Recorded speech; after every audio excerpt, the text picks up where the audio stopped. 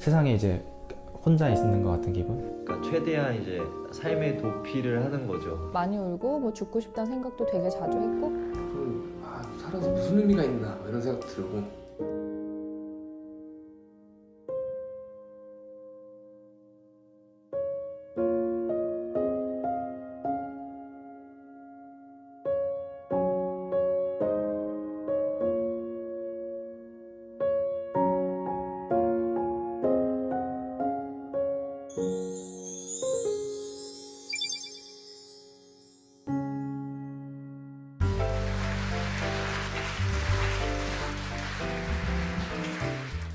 네, 여러분 안녕하십니까?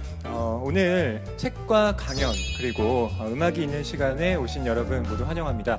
저는 진행을 맡은 문학평론 쓰는 허이라고 합니다. 오늘 이 행사에 관련된 얘기부터 좀 말씀드릴게요. 오늘 이 행사는 생명존중정책 민간협의회에서 주최를 하고요. 운영지원단인 한국생명의 전화와 함이 주관을 하고 있습니다. 또 보건복지부와 TBS, TV책방 북소리가 함께 후원하는 자살 예방 토크 콘서트인데요. 이 생명존중정책 이 민간협의회는 총 43개 참여기관으로 구성되어 있어 또 오늘 이 자리를 마련해 주셨는데요. 여러분 혹시 이 주변에 이 토크 콘서트의 제목이 보이십니까? 뭐라고 돼 있나요? 네, I'm not fine 이라고 돼 있습니다. 근데 여러분 학창 시절에 영어 시간을 우리 한번 기억해 볼까요? 우리 처음에 상대방에 대한 안부를 물을 때 How are you? 라고 묻습니다. 그럼 여러분 뭐라고 대답하십니까? And you까지 묻죠. 우리 모두 다 대한민국이 똑같은 학교를 나온 듯 합니다. 여러분과 마찬가지로 저도 무조건 How are you? 너 어때? 라고 물어보면 나 괜찮아. 너는? 이라고 대답하는 이것이 당연한 인사라고 배웠는데 꼭 그러한가? 오늘은 이런 얘기를 좀 해보려고 해요. 왜 우리는 반드시 I'm fine 이라고만 얘기를 해야 하는 걸까? I'm not fine 이라고 내가 괜찮지 않아도 괜찮다라는 이야기를 해서는 왜 안 될까? 이런 의문을 가지신 분들이 아마 이 행사를 통해서 많은 생각의 깨우침을 얻으실 수 있을 것 같은데요. 요즘 뭐 날씨가 추워졌죠. 그리고 미세먼지도 많아서 좀 감기에 걸리신 분들 많으실 텐데 이 감기에 걸리면 우리는 기침을 하고요. 몸에 열도 납니다. 그만큼 몸이 아프다라고 하는 건 우리가 쉽게 반응이 나타나는데 여러분 마음이 아플 때는 어떤가요? 마음의 소리가 바깥으로 사실 잘 새어나가지가 않습니다. 물론 그 사람이 좀 기운이 없어 보인다 정도의 어떤 인식은 우리가 하게 되지만 저 사람이 진짜 어떤 상태인지 혹은 내가 지금 마음의 상태가 어떤지는 잘 모르는 경우가 있죠. 그렇기 때문에 오늘은 그동안 모른 척했고 또 설령 우리가 알았다 하더라도 숨겨왔던 그런 감정에 대한 이야기를 해볼까 합니다. 정신의학과 전문의 또 자살 예방센터 전문 상담가 또 그리고 우울증에 대해 다각적인 이야기를 해줄 총 5분의 연사를 모시려고 하는데요. 자, 그럼 첫 번째 연사 소개해드리도록 할게요. 영상에 또 책까지 내신 아주 다재다능한 분인데요. 우울증에 대한 오해와 편견을 없애는 프로젝트로 우울증과 관련된 이 20편의 영상을 또 제작했고요. 그 과정을 책으로 묶어냈습니다. I'm not fine의 저자 이가희 작가님이 지금 뒤에 계신데요. 큰 박수 부탁드리겠습니다.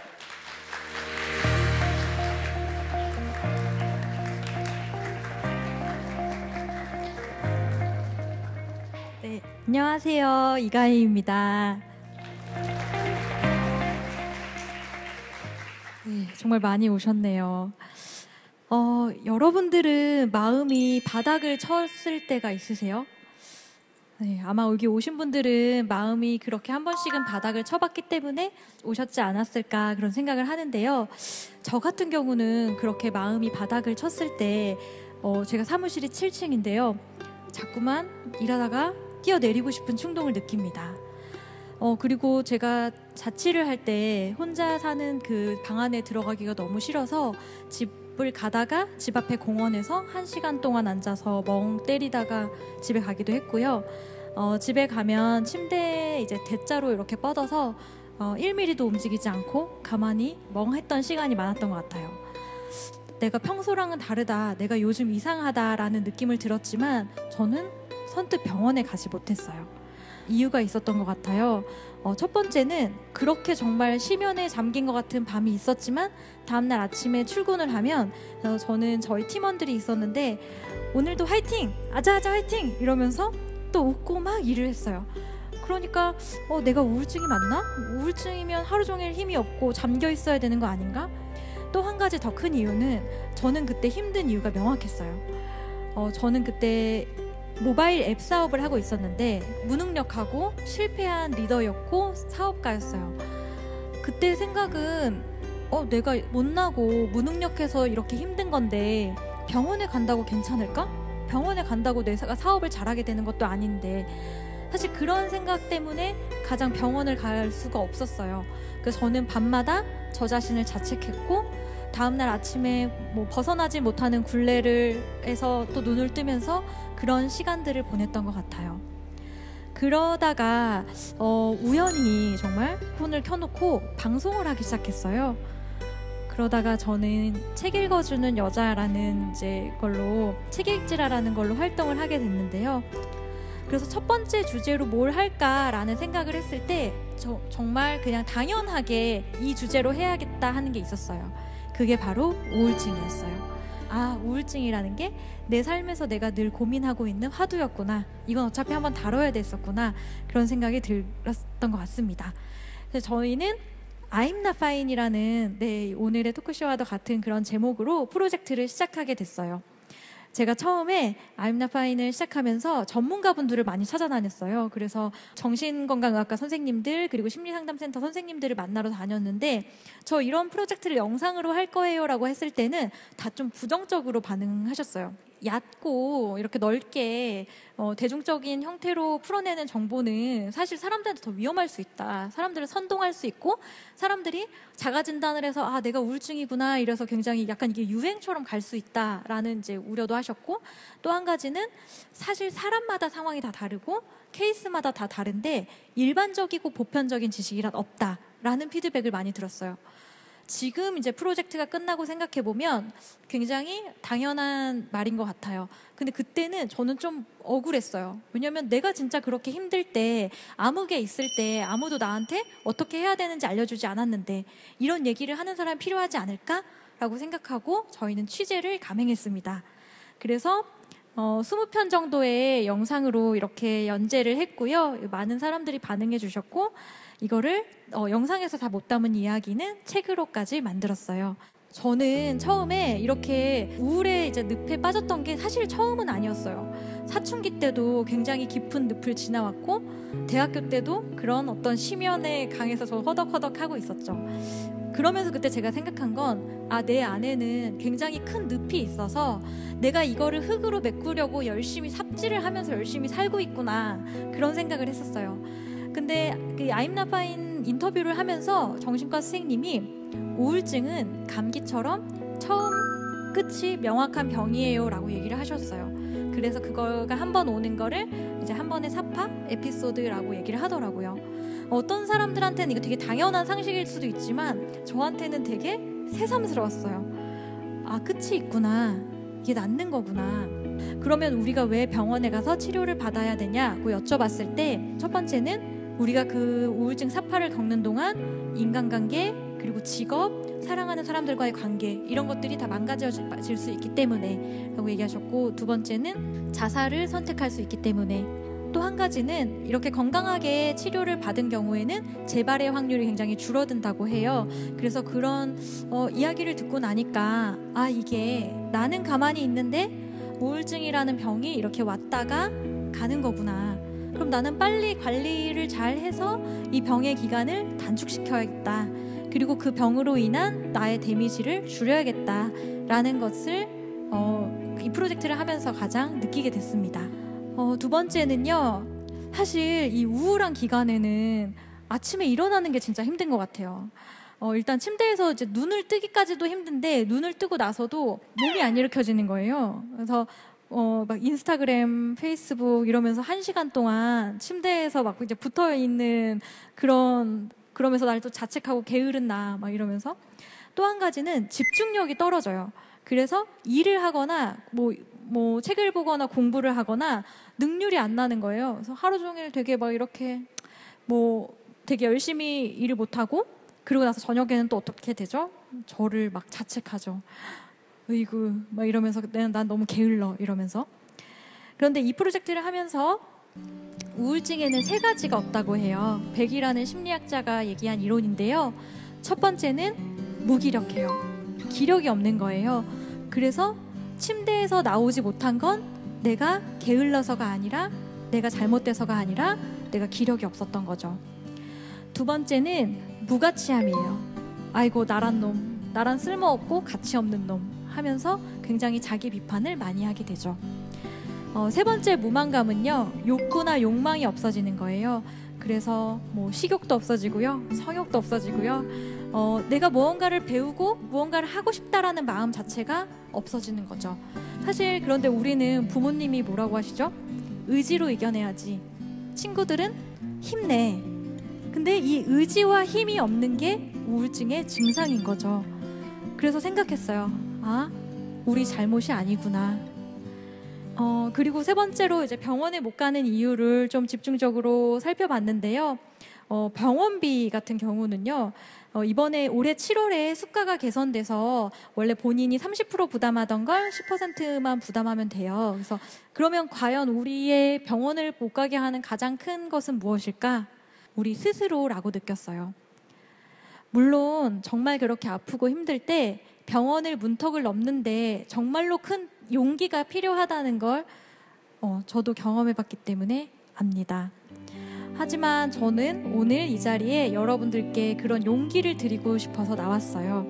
괜찮지 않은 걸 괜찮지 않다고 말할 수 있는 용기. 그래서 많은 분들이 사실 병원을 가는 그런 문턱에서 많이 힘들어하고 있는 것 같습니다. 저는 사실 이 프로젝트를 하면서 굉장히 행복했어요. 여기 이렇게 많은 사람들 앞에서 제가 많이 아팠습니다. 저는 괜찮지 않았습니다. 라고 이야기할 수 있었기 때문입니다. 오늘 이 밤이 여러분들이 저와 같이 이렇게 발가벗을 수 있는 밤이 됐으면 좋겠습니다. 네, 감사합니다.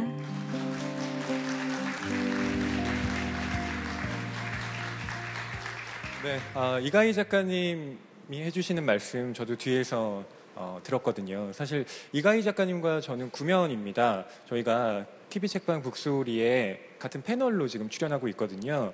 근데 저는 이가희 작가님을 뵐 때마다 아니 이렇게 부러운 사람이 있나 라는 생각을 실은 했어요. 아니 그 북튜버로 굉장히 성공을 했고 또 책도 내시고 회사의 대표이기도 하시고 이 정도면 대단히 성공한 삶이다라고 생각했는데 그 뒤에는 또 어떤 아픔이 있었다라는 거 지금 이 강연을 통해서 알게 됐는데요. 이가희 작가님이 내가 괜찮지 않아, 그러니까 내가 파인한 게 아니라 나 파인해 라고 깨닫게 된 순간이 정확히 언제였는지 좀 여쭤보고 싶어요. 사실 정말 제가 괜찮지 않았던 순간에는 몰랐어요. 왜냐면 사람들한테도 그렇게 사람들이 물어볼 때 나 괜찮아, 뭐 잘 지내 라고 얘기했기 때문이기도 하지만 나중에 깨달은 건 저 자신한테 되게 괜찮다고 얘기했던 것 같아요. 이가희 너 괜찮아. 너 내일 되면 또 열심히 해서 저기까지 갈 수 있을 거야. 저를 굉장히 채찍질하고 항상 혹은 막 퇴근하면서 앞으로만 가라고 했던 것 같아요. 이제 그거를 제가 최근에 이 I'm Not Fine 프로젝트를 하면서 네. 많이 느꼈던 것 같습니다. 네, 제가 개인적으로 제일 싫어하는 말 중에 하나가 하면 된다예요. 진짜 해도 안 되는 게 있더라고요. 네. 그래서 그렇게 막 긍정 에너지를 계속 불어넣으려고 하는 게 어느 때는 또 부담스러울 때가 있더라고요. 네, 또 그런 분들이 우울증에 많이 또 걸리기 쉬운 것 같아요. 그러니까요. 네. 개인적인 이야기를 이렇게 공유해 주셨는데 혹시 뭐 그래서는 안 되겠지만 이렇게 또 마음의 우울이 찾아온다면 그때는 좀 어떻게 또 대처를 하시겠습니까? 최근에 계속 심리 상담을 받았는데요. 너무 좋았고요. 저에 대해서 좀 많이 이해할 수 있었던 시간인 것 같아요. 그래서 저는 다시 또 그렇게 힘든 순간이 오면 정말 망설이지 않고 바로 병원에 빨리 가서 저의 힘든 시간을 좀 줄이고 싶습니다. 네, 병원에 가는 거 진짜 중요한 것 같아요. 그래서 지금 다음에 이 이야기를 들려주실 분도 선생님이신데 예, 그분 모시기 전에 이가희 작가님 먼저 보내드리도록 하겠습니다. 좋은 말씀 들려주신 이가희 작가님께 큰 박수 부탁드립니다. 네.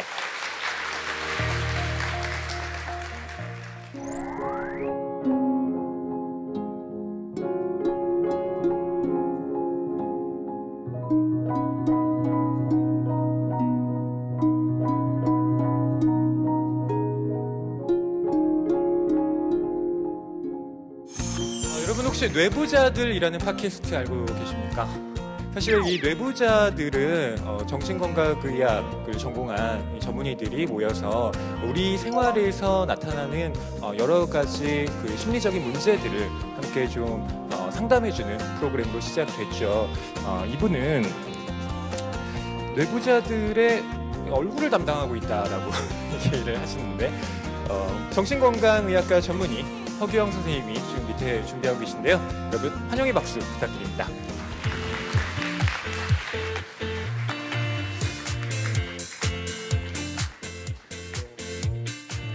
네, 안녕하세요. 네, 소개를 해주셨는데 제가 부탁을 드린 건 아니고 말을 잘 못하니까 좀 외모적으로 좀 어필을 하려고 했던 거고 오늘은 그 자살과 우울증 그리고 우울증을 겪거나 우울할 때 어떻게 하면 좋을지에 대해서 간단히 말씀을 드리도록 하겠습니다.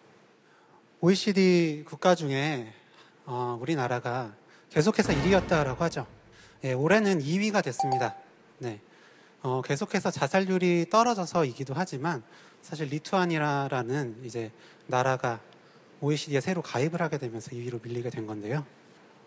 실제로 보면 꾸준히 떨어지고 있습니다. 예, 지금 그래서 지금 1년에 10만 명당 24.3명 정도의 자살률을 보이고 있습니다. 이건 자살이 개인의 문제뿐만이 아니라 이제 국가적인 사회의 문제라는 인식이 됐고 자살을 했을 때 역시 미치는 영향이 사회에 또 영향을 주기 때문에 국가 정책적으로도 계속 노력을 해서 이렇게 떨어지고 있다. 특히 또 노년에서의 우울증이 떨어지고 있기 때문에 이런 결과를 보여주고 있다고 해석을 하는데요. 자살 동기를 보시면 아마 예상하셨겠지만 정신과적 이런 심리적인 어려움이 가장 큰 부분을 차지합니다. 그리고 그 이후에 경제적인 문제, 육체적인 질병으로 인한 어려움 등이 그 뒤를 따르고 있는데요. 사실은 육체적 질병이나 경제생활 문제가 있다 하더라도 결국 자살을 하게 만들었을 때는 중간에 분명히 어떤 우울증, 알코올 문제 같은 정신과적 문제가 분명히 동반이 되어 있지 않았을까. 병원의 상담센터에 내원하지 않았을 뿐 아마 같이 있었던 분들이 많으셨을 거라 생각을 합니다. 이 41세에서 50대를 보면서 가장 느낀 게 오늘 얘기하고자 하는 이제 이 I'm not fine 주제와 가장 맞는 세대가 아닌가라는 생각을 했어요.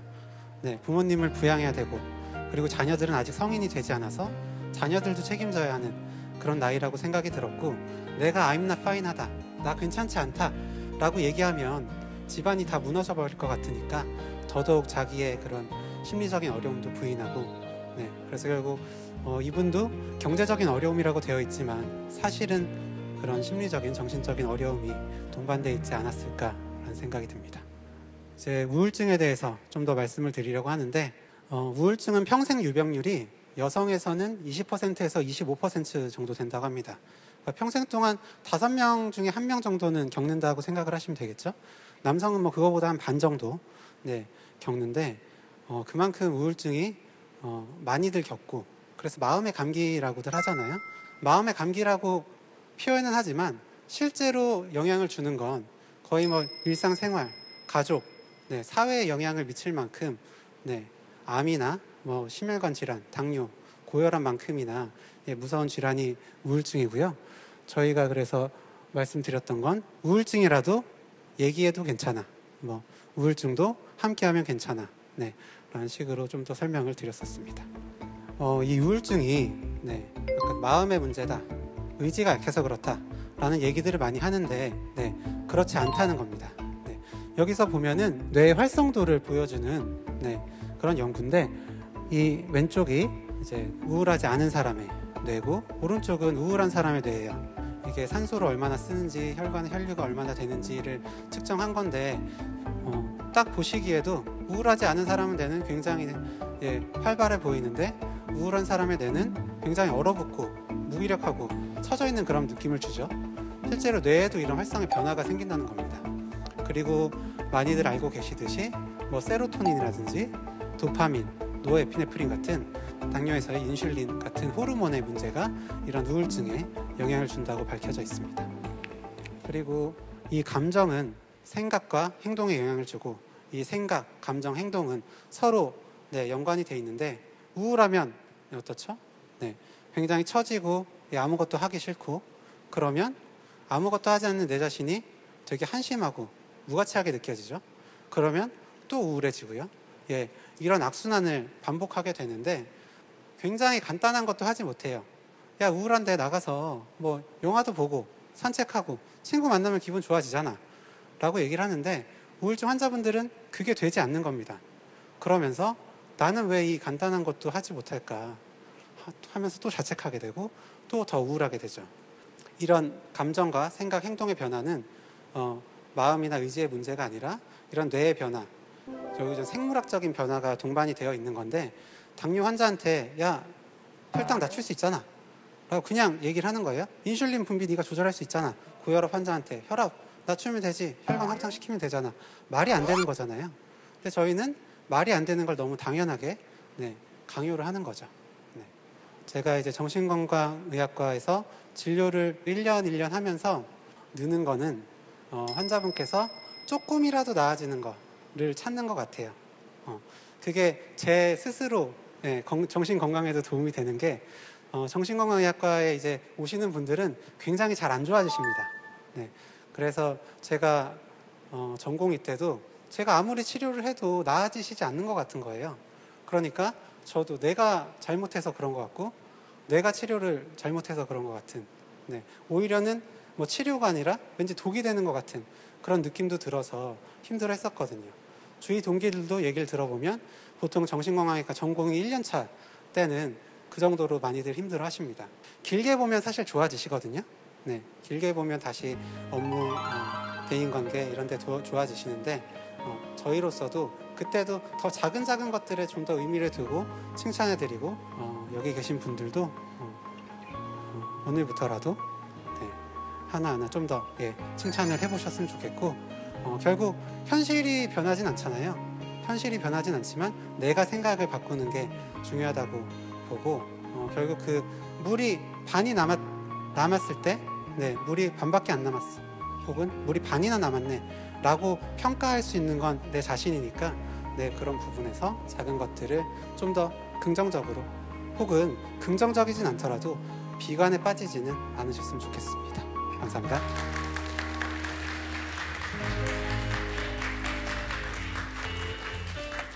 네, 허규영 선생님의 열강 잘 들었습니다. 저는 선생님의 말씀을 들으면서 영화가 하나 떠오르더라고요. 여러분 혹시 브래들리 쿠퍼와 제니퍼 로렌스가 주연을 맡았던 실버 라이닝 플레이북이라는 영화 보셨습니까?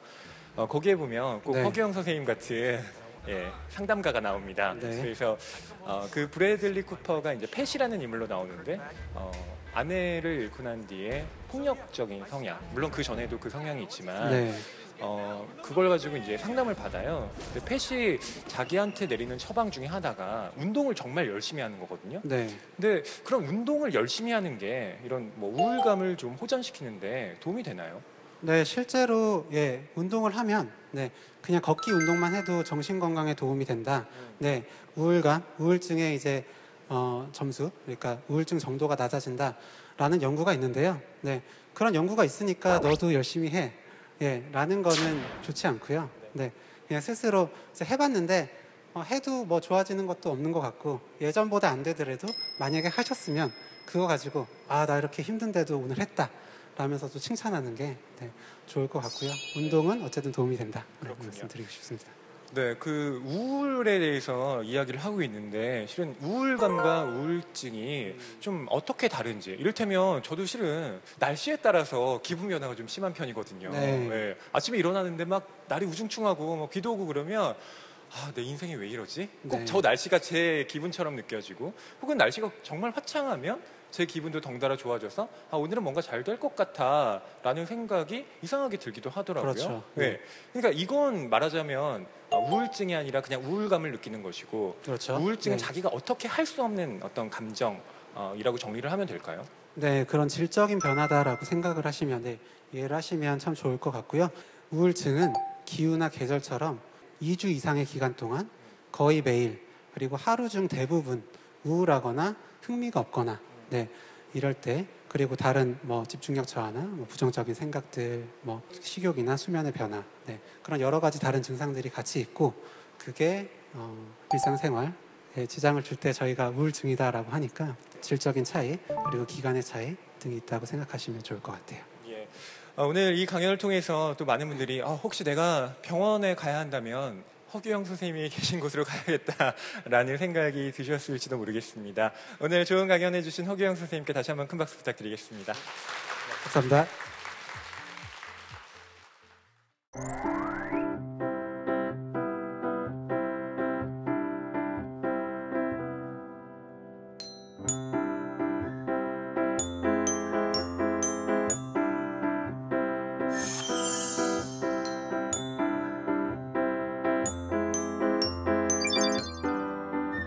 안녕하세요. 옥상달빛입니다. 반갑습니다.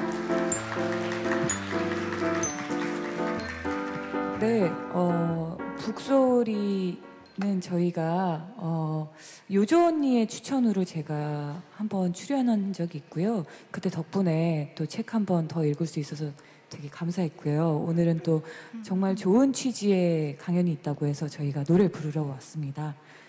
들려드릴 노래는요. 어른이 될 시간이라는 곡인데요. 설명을 조금 해드릴게요. 네, 어른이 될 시간이라는 곡은요.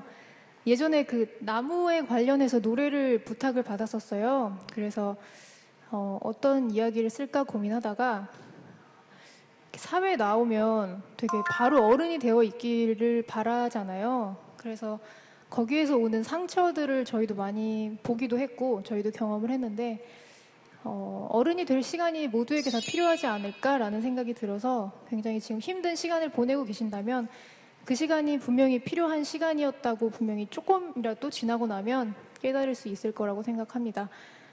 네, 어른이 될 시간 들려드리겠습니다.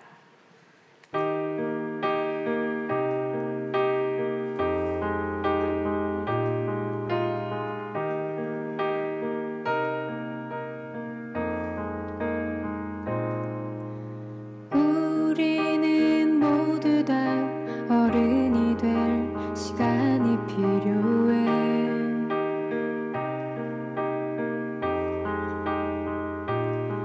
작은 씨앗에서 뿌리가 나고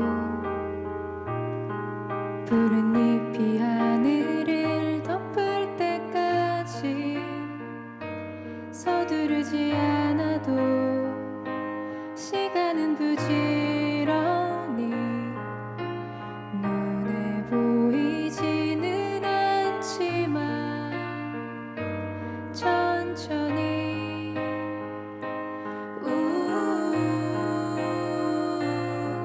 작은 바람에도 넘어지고 완벽하지 않은 날들이 쌓이고 쌓여 아주 오랫동안 걸어야 할 가끔은 외로운 그 길이 우리에게 필요한 그 시간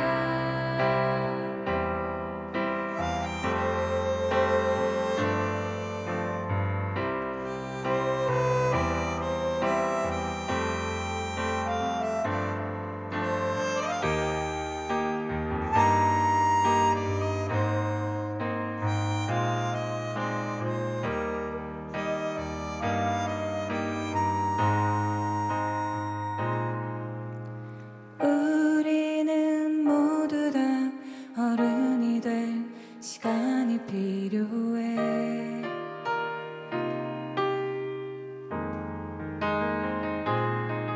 작은 바람에도 넘어지고 완벽하지 않은 날들이 쌓이고 쌓여 아주 오랫동안 걸어야 할 가끔은 외로운 그 길에 끝은 알 수 없지만 좋은 시간 뒤에 숨어 오지 않을 것만 같았던 봄의 시작도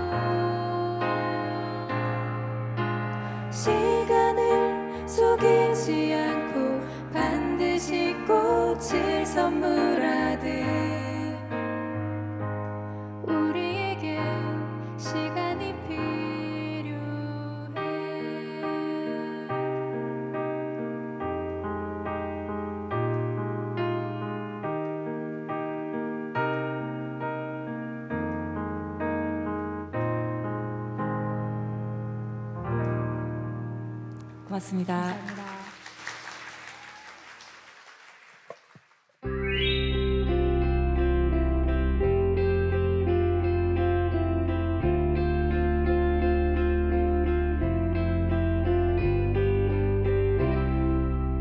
아마도 그 실제 모습을 보신 분은 좀 드무실 것 같은데요. 서늘한 여름밤이라는 흔치 않은 필명으로 활동을 하면서 어차피 내 마음입니다. 또 나에게 다정한 하루처럼 마음에 귀 기울이는 방법으로 독자들의 큰 사랑을 받고 있으신 분인데요. 이서연 작가님 무대로 모시겠습니다. 큰 박수 부탁드립니다.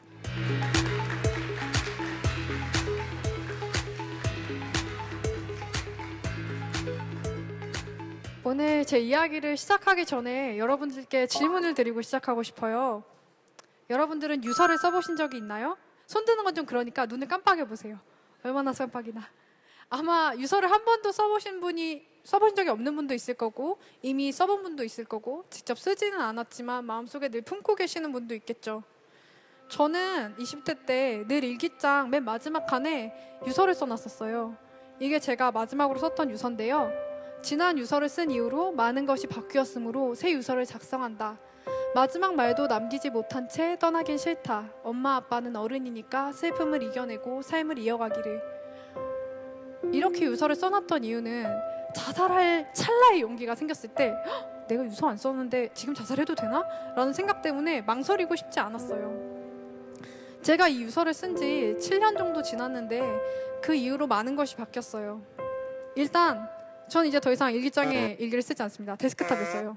그리고 이 일기장에는 유서가 없습니다. 제가 우울증을 겪었다고 하면 많은 분들이 어떻게 괜찮아지셨나요? 라고 물어보세요. 그래서 저는 오늘 제가 어떻게 괜찮지 않았는지, 그리고 괜찮아지기 위해서 어떤 노력을 했는지, 그리고 지금은 괜찮아졌는지 여러분들과 함께 나눠보고자 합니다. 저는 서늘한 여름밤이고요. 그림 일기를 그려요. 어차피 내 마음입니다. 나에게 다정한 하루를 출간했고, 마음에 대해 이야기하는 서늘한 마음살 팟캐스트를 진행하고 있어요. 저는 좀 오랫동안 괜찮지 않았어요. 물론 매일매일이 괴로웠다는 얘기는 아니에요. 근데 초등학교 때부터 초중 고등학교 때 아동기 우울증이 있었던 걸로 추정이 되고, 20살 이후에는 조증과 우울증이 번갈아가며 나타나는 양극성 정동장애 양상을 경험했어요. 정말 괴롭더라고요. 조증이라고 하면 많은 분들이 기분이 굉장히 좋아지는 걸 생각하시는데, 제가 경험한 조증은 통제할 수 없는 에너지에 의해서 기분이 들어 올려지는 거에 좀 더 가까웠던 것 같아요. 우리가 커피 한 잔을 마시면 기분이 좀 좋잖아요. 근데 커피 10잔을 마시면 엄청 막 불안해지고 초조해지고 밤에 잠도 안 오고 소화도 안 되고, 그런 거랑 비슷했던 것 같아요. 그게 한 일주일 동안 지속이 되는 거죠.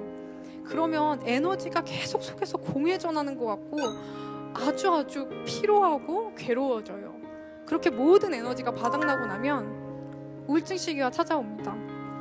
우울증은 많이들 슬픔이라고 이해를 하시는데, 제가 경험한 우울증은 아무것도 느끼지 못하는 상태에 더 가까웠어요. 아무것도 느끼지 못하니까 재밌는 게 없고, 재밌는 게 없으니까 하고 싶은 게 없어요. 그러다 보니 무기력해지고 굉장히 공허해지죠. 이 두 상태가 1년에 몇 번씩 번갈아 가면서 나타나면 아주 힘들어요. 조증인지 모르고 벌려놨던 일들을 우울증일 때 수습하려면 진짜 막막해요. 아마 어떤 분들은 자살을 하는 사람들이 미쳐서 제정신이 아니어서 한다고 생각하실 수도 있을 것 같아요. 그런데 만약 여러분들이 아침에 자고 일어났는데 아주 작은 가시가 엄지손톱 밑에 꽉 박혔다고 생각해 보세요. 그게 아무리 빼내도 일주일간은 절대 사라지지 않고, 그런 시간들이 1년에 몇 번씩 반복해 된다고 생각해 보세요. 아주 작고 사소한 고통이지만 아마 여러분은 1년 내내 혹은 평생 그 고통을 생각하면서 사실지도 몰라요.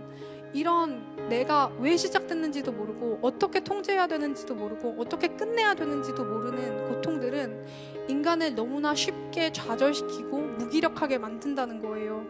저는 제가 느끼는 고통이 병의 일환이라고 생각하지 못했어요. 왜냐하면 너무 어릴 때 시작됐고, 그래서 저는 이 고통을 끝낼 수 있는 유일한 방법은 제 인생을 끝내는 거라고 아주 논리적인 생각을 했던 거죠.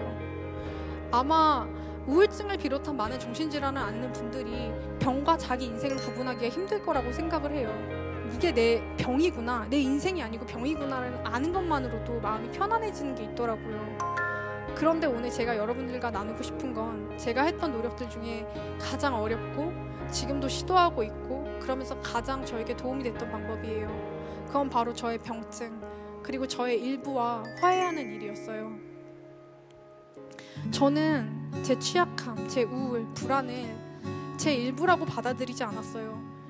되게 재밌는 게 저는 대학원에서 심리학을 전공해서 정신병리를 배우면서 이런 저의 특성들이 증상이라는 걸 알았어요. 그럼에도 불구하고 제 자신을 받아들이지는 못하겠더라고요. 생각해보면 우리 사회에서는 결함이 있는 사람을 수용해주거나 배려해주지 않아요. 눈에 보이는 장애가 있다고 하더라도 그 장애를 어떤 식으로든 배려하지 않고 비난하거나 흠이라고 생각하고 수치감을 주죠. 그래서 저도 사회에서 규정한 적절하고 좋은 모습에서 삐져나오는 저의 모습들을 수용할 수가 없었던 것 같아요. 저는 밝은 면도 있고 어두운 면도 있는 사람이에요. 근데 저의 어두운 면을 제 일부라고 생각하고 싶지 않았어요. 제 마음 안에서 나 불안해, 나 지금 무기력해, 나 우울한 것 같아 라는 목소리가 올라오면 야, 그게 뭐가 중요해? 남들도 다 그렇게 살아. 남들 다 힘든데 왜 너만 유난이야? 왜 그렇게 징징대? 너 그러는 거 보면 남들은 어떻게 생각하겠어? 라고 저를 굉장히 비난했어요. 왜 그랬을까 생각해보면 우리 사회는 나약함, 약함에 대해서 비난하는 게 너무 당연하고 약자를 혐오하는 게 공기처럼 배어있는 것 같아요. 여성, 장애인, 난민, 노인 이런 사람들의 존재를 인정하지도 않고 그 존엄성을 인정하지도 않죠. 그렇게 멀리 갈 것도 없이 우리 직장에서 아프다고 하면 그런 말 들어보지 않았어요? 이 대리 건강관리도 본인 능력인 거 몰라요? 이러면서 나의 결함을 비난하잖아요. 그래서 저도 저의 결함을 비난하는 게 너무너무 당연하다고 생각했어요. 그런데 어느 날 심리상담 선생님이랑 이야기를 하다가 선생님이 저한테 묻더라고요. 만약에 친한 친구가 그랬으면 어땠을 것 같아요? 만약에 내 친한 친구가 우울해, 불안하대, 그래서 무기력하대라고 말한다면 나한테 내가 야, 그게 뭐가 중요해? 라고 말했을까요? 반대로 어떤 친구가 나한테 그렇게 말했으면 난 그 친구랑 영 끊었을 거예요. 그만큼 무례하고 폭력적인 말을 저한테 해왔던 거죠. 사실 생각해보면 내가 우울하고 취약해지고 때로 무기력해지는 게 내 잘못은 아니잖아요. 내가 이런 기질을 타고난 게 내가 어떤 잘못을 해서 이렇게 된 건 아니잖아요. 근데 저는 제가 통제할 수 없었던 일에 대해서 저를 굉장히 많이 비난했던 것 같아요. 굉장히 슬프고 안타까운 일이죠.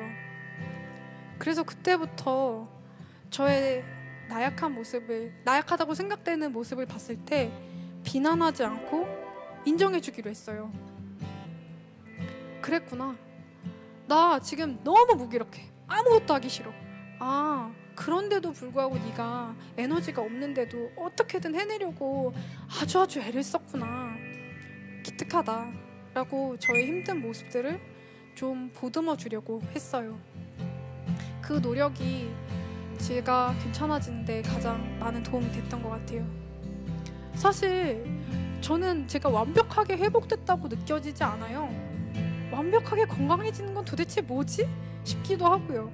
제가 이 강연 원고를 작성할 때도 우울증의 무기력 끝에서 막 허덕이면서 작성을 했거든요. 리허설을 하는 와중에도 막 감정 기복 때문에 울다가 눈물 닦고 한 적도 있고요. 저는 앞으로도 저를 기다리고 있는 고통스러운 시간들이 너무너무 많을 거라고 생각을 해요. 우울해서 아무것도 하기 싫을 때도 있고 살갗이 벗겨진 것처럼 불안해서 오들오들 떠는 밤들도 분명히 있겠죠. I'm not fine 이라고 아주 마음속으로 외치고 싶은 순간들도 있을 거예요. 근데 it's okay. 저는 이제 그 고통들이 제 인생을 끝내지 않을 거라는 걸 알아요. 어떤 고통이든 제가 살아서 끝낼 거라는 걸 믿고요.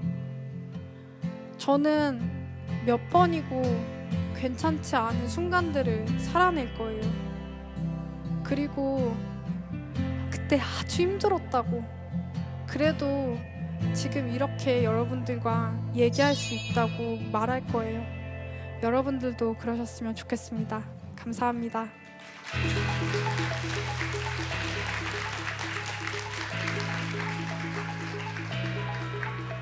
예, 이서연 작가님의 강연 잘 들었습니다. 작가님께서 굉장히 다양한 어떤 분들을 만나셨을 텐데 그때 정말 힘들어하는 사람에게 어떻게 좀 조언을 해주셨는지 궁금해요. 실은 그게 인지적인 말이 아니라 좀 감정적인 차원에서 또 먼저 다가가는 게 필요하잖아요.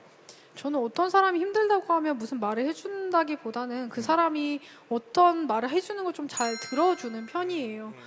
그러니까 이야기를 잘 들어준다라고 말씀을 하셨는데 실은 요즘 사회가 점점 그렇게 되기가 어려워지고 있는 것 같아요. 다 자기 얘기는 하고 싶어 하는데 정작 잘 들어주는 사람은 드문. 또 이야기를 그렇게 풀어놓다 보면 어느 순간 아 이게 내가 진짜 고민하고 있었던 거구나 하면서 오히려 그분이 자기의 어떤 해결책을 깨닫고 또 즐겁게 귀환하신 경우도 종종 있을 것 같아요. 네, 저는 대부분의 사람들이 답은 자기 안에 다 알고 있다고 생각해요. 근데 그걸 찾아가는 여정인 거죠. 그렇죠. 이서연 작가님이 오늘 또 진솔한 얘기 많이 해주셨는데요. 저는 여러분께서 이서연 작가님의 말씀과 또 공명하는 부분이 오늘 특히 많았을 거라고 생각합니다. 앞으로도 작가님의 활동 많이 관심 가져주시고요. 이후의 행복 계속 응원하도록 하겠습니다. 감사합니다. 감사합니다.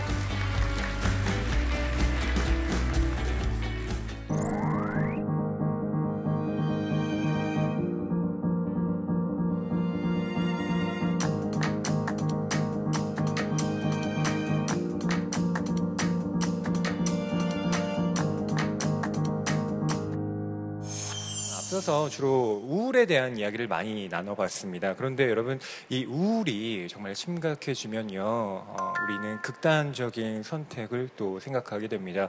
바로 스스로 목숨을 끊는 건데요. 이 자살이라는 것 또 이야기를 해봐야겠죠. 이 자살을 우리가 생각할 때 대부분 주변 사람들에게 먼저 신호를 아주 약하게라도 보낸다고 해요. 그런데 우리는 그걸 또 잘 알아차리지 못하기 때문에 안타깝게도 주변 사람들을 또 떠나보낼 때가 있는데요. 오늘은 오랜 시간 이 삶과 죽음의 경계에 있는 분들을 다시 삶의 영역으로 끌어온 분, 그런 활동을 하신 선생님의 이야기를 들어볼까 합니다. 이광자 선생님인데요. 지금은 무대로 모셔보도록 하겠습니다. 큰 박수 부탁드립니다. 오늘 지금 이 시간에는 죽음의 순간에서 이것만 기억하세요. 그게 제가 맡은 주제인데 여러분 지금까지 살아오시는 동안에 죽고 싶은 적 없으셨어요? 만약에 여러분에게 죽고 싶다 이런 얘기를 누군가 한다고 합시다. 여러분 보통 뭐라고 그러죠? 우리는? 왜 죽으려고 그러느냐? 지금 아무리 혹독한 겨울이라도 곧 봄이 올 텐데 결국은 참고 살라는 얘기죠. 근데 그 사람이 죽고 싶다고 얘기하는 사람은 죽고만 싶으면 얼마든지 죽을 수 있어요. 죽는 거 어렵지 않아요. 그런데 누군가한테 와서 죽고 싶다고 얘기하는 사람은 사실은 살려달라는 신호입니다. 저희 생명의 전화에서 SOS 생명의 전화라고 한강 다리마다 2대씩 설치돼 있죠. 그 다리 위에 올라와서 떨어지기 전에 전화하는 사람들이 많습니다. 왜 전화를 할까요? 살려달라는 얘기예요. 이 얘기는 그 죽고 싶은 사람들이 자살을 하는 그 순간은 죽고 싶은 마음이 51%, 살고 싶은 마음이 49%가 있습니다. 죽고 싶은 사람들은 죽고 싶은 마음 못지않게 살고 싶은 마음이 많습니다. 그게 2%의 차이예요. 2%의 차이로 자살을 선택하는 사람은 51%가 죽고 싶은 거고, 그러나 그 사람 속에는 49% 살고 싶은 마음이 있거든요. 그 2%를 우리가 찾아내서 그 사람이 살고 싶은 쪽으로, 살고 싶은 마음이 51%가 되고 죽고 싶은 마음이 49%가 될 수 있도록 도와주는 일을 저희가 해야 되죠. 그 얘기는 이 자살자의 3가지 특征 중에 첫 번째가 양가 감정이라는 게 있습니다. 죽고 싶은 마음과 살고 싶은 마음, 2가지 마음이 싸움을 하고 있거든요. 우리들이 이렇게 살고 있는 이유는 아직도 살고 싶은 마음이 더 크기 때문에 그럴 겁니다. 아마도. 그 양가 감정에 대한 걸 우리가 고려를 해서 살고 싶은 마음을 2%로 올려주는 일을 합니다. 충동성이라는 것이 두 번째 특성인데요. 이 충동성이라는 걸 생각을 하면은 충동적으로 자살을 한다는 얘기죠. 그러나 이 사람들이 보통 때에는 죽고 싶은 마음이 없는데 떨어지는 그 순간만 충동적일까? 보통 때도 죽고 싶은 마음이 있죠. 그렇지만 떨어지는 그 순간은 충동적인 순간이기 때문에 그 순간에 우리가 함께 해주는 게 중요합니다. 그 단 몇 분 동안 함께 옆에 있어 줌으로써 그 순간을 지나면은 다시 살고 싶은 욕구가 생기게 되기 때문에 그것이 두 번째 특성이고, 세 번째 특성은 사고의 경직성이라고 우리가 얘기하는데, 이 사람들의 생각이 딱딱하게 굳어있기 때문에 하나의 네모의 방을 하나 만들어 놓고는 그 네모가 세모나 동그라미로 절대로 변할 수 없다고 생각을 하는 인지의 문제가 있거든요. 그거를 우리가 고려를 해서 그 사람의 죽음의 순간에 마주쳐 있는 사람에게 살 수 있도록 도와주는 일을 하는데, 이 사람들의 또 하나의 특징은 잿빛 선글라스를 끼고 있는 겁니다. 이게 잿빛 또는 블랙독이라고 우리가 얘기하는데, 눈 자체가 검은 안경을 끼고 있기 때문에 모든 게 다 검은색으로 보이죠. 저희가 상담할 때 그 얘기를 하거든요. 그 바로 검은 안경을 벗어야 된다. 벗고 있으면은 밝은 게 보인다. 그런데 그분이 그런 얘기를 합니다. 나만 안경을 끼고 있는 게 아니라 다른 사람들도 안경을 끼고 있다. 이런 얘기를 해요. 그래, 다른 사람도 안경을 끼고 있지만 다른 사람의 안경은 우리가 벗길 수 없죠. 그러나 내가 쓰고 있는 안경은 내가 스스로 벗을 수가 있죠. 마치 이 사람 같아요. 그냥 블랙독, 검정개가 나를 온몸을 휩싸이기 때문에 그냥 이렇게 쓰러질 수밖에 없는 거죠. 그래서 우리가 그런 얘기를 합니다. 당신이 끼고 있는 까만 안경 또는 내 몸속에 들어와 있는 블랙독, 우울증이라고 보통 얘기를 하는데, 그 블랙독에 내가 질 수는 없지 않느냐, 그걸 벗어나야 되지 않겠느냐. 마지막에 자살을 선택할 때는 대부분 우울증 때문에 그런 경우가 굉장히 많죠. 그건 병입니다. 우리가 보통 자살에 대해서 잘못 생각하고 있는 것들이 있습니다. 내가 죽어버리면 끝이다. 그런 생각 여러분도 하시죠? 이 고통스러운 세상을 내가 죽으면 다 끝이지. 근데 그게 아니라는 거죠. 내가 죽어버리고 끝나는 게 아니라 내가 죽고 나면은 남아있는 가족과 동료와 공동체, 여기에 많은 고통을 주고 정신적 충격을 주고 결국은 또 다른 자살을 가져올 수 있을 정도의 죄책감에 쌓여있는 경우 굉장히 많죠. 자녀나 배우자가 자살하고 난 다음에 갖는 죄책감 때문에 또 다른 자살을 가져오는 경우가 너무 많죠. 이 자살이라는 거는 또 다른 자살을 유도할 뿐만 아니라 공동체 전체가 불안정해요. 내가 혼자 자살로 끝난다고 생각하지만 그걸로 끝나는 게 아니라는 걸 우리가 알아야 된다. 그런 얘기를 드리고 싶습니다. 최연수 시인이 쓴 동행이라는 시가 있죠. 많은 경우에 우리 자살을 생각하는 사람들이 이렇게 생각하거든요. 건너가거나 건너오거나 단지 두 길밖에 없다고 생각하지 말라. 뒤따라갈 수도 있고 나란히 갈 수도 있고 다행이다. 너와 함께 여서. 근데 많은 경우에 자살을 생각하는 사람들은 죽기 아니면 살기라는 생각 속에서 죽음을 선택할 때가 참 많아요. 그럴 때 바로 이제 죽고 싶은 욕구가 51%고 살고 싶은 욕구가 49%, 2%의 차이로 죽음을 선택하는 사람들에게 우리가 할 수 있는 거는 2%를 바꿔주는 일과 또 내 속에 들어있는 블랙독, 거기에 지배당하지 않도록 하는 일과 잿빛 안경을 벗어서 밝은 안경을 끼도록 하는 그런 상담을 저희가 하고 있습니다.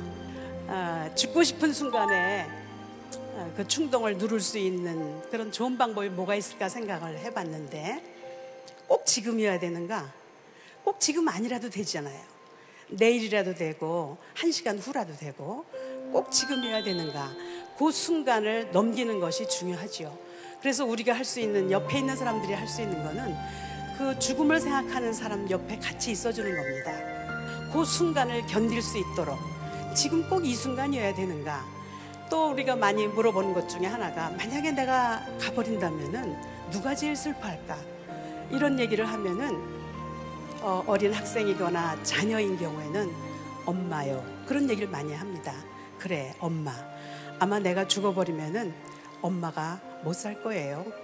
그런 얘기를 할 때 우리가 엄마에 대한 이야기를 계속 이야기를 하죠.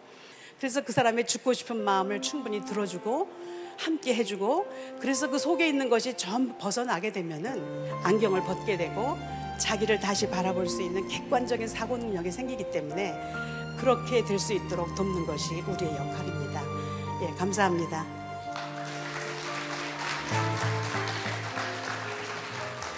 네, 선생님 말씀 잘 들었습니다.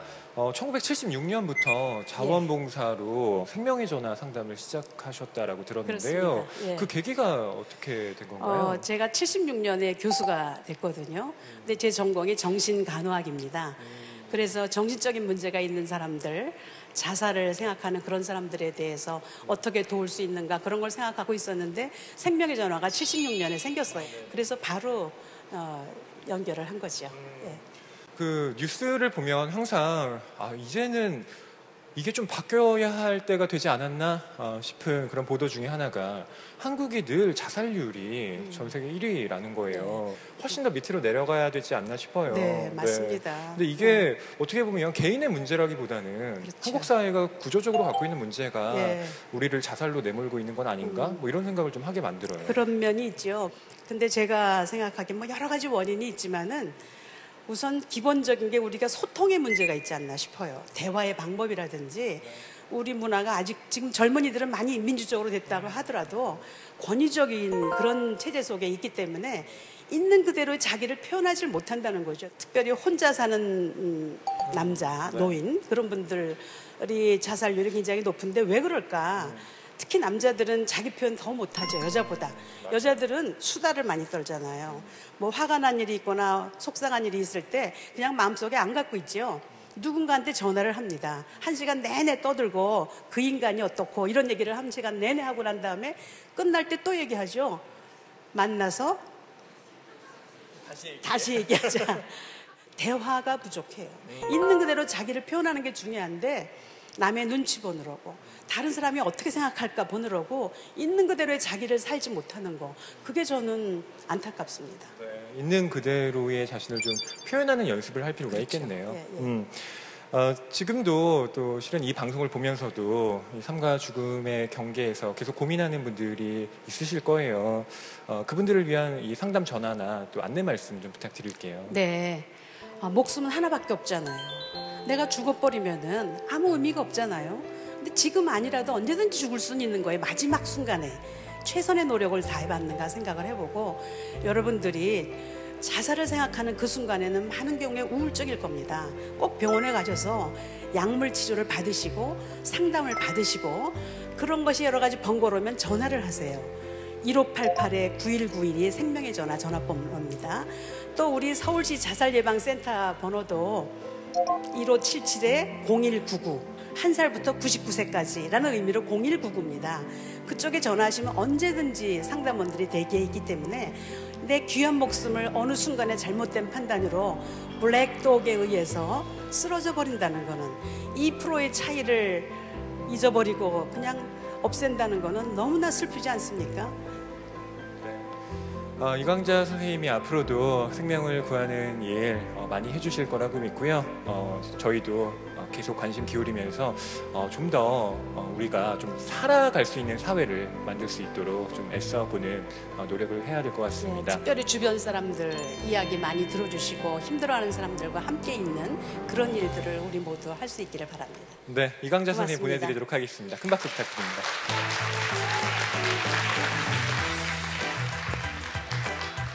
오늘 여러 연사분들의 이야기와 또 옥상 달빛의 노래로 저녁을 함께 했는데요. 여러분 어떠셨습니까? 네, 저도 굉장히 좀 마음에 위안이 되는 시간이었습니다. 여러분께서도 그러셨으리라고 생각을 하는데요.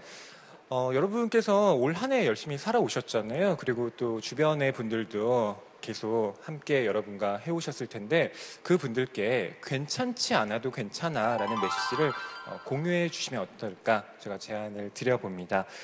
그리고 언제든 난 뭐 안 괜찮아, I'm not fine 해, 그렇게 고백할 수 있도록 여러분께서도 동참해 주셨으면 합니다. 보건복지부와 TBS TV책방 북소리가 함께한 자살 예방 토크 콘서트 I'm Not Fine, 지금까지 함께해 주신 여러분 진심으로 감사드립니다. 네, 오늘 조심히 돌아가시고요. 여러분 평안한 밤 되시길 바랍니다. 고맙습니다.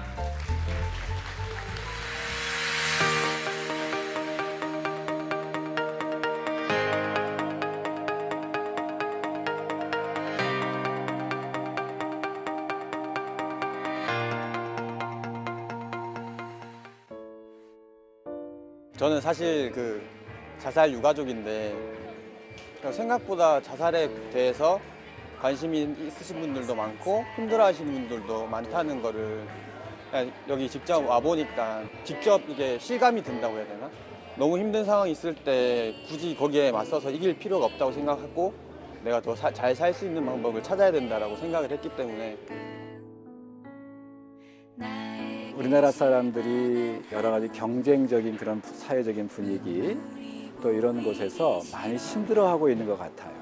정말 힘들다는 이야기를 편안하게 할 수 있는 그런 공간이 필요하다.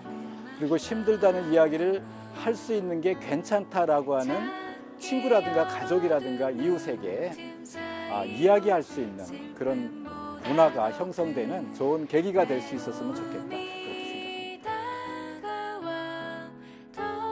저는 개인적으로 제가 좀 우울증도 많이 알아왔었고 그런 것 때문에 아무래도 얘기를 하게 되는 주제였던 것 같아요. 공유할 수 있는 자리가 있다는 거를 생각지도 못했는데 이게 되게 이상한 건 아니었구나 이러면서 이런 얘기를 좀 이제 많이 할 수 있으면 좋을 것 같다는 생각이 들었어요. 그냥 자연스럽게.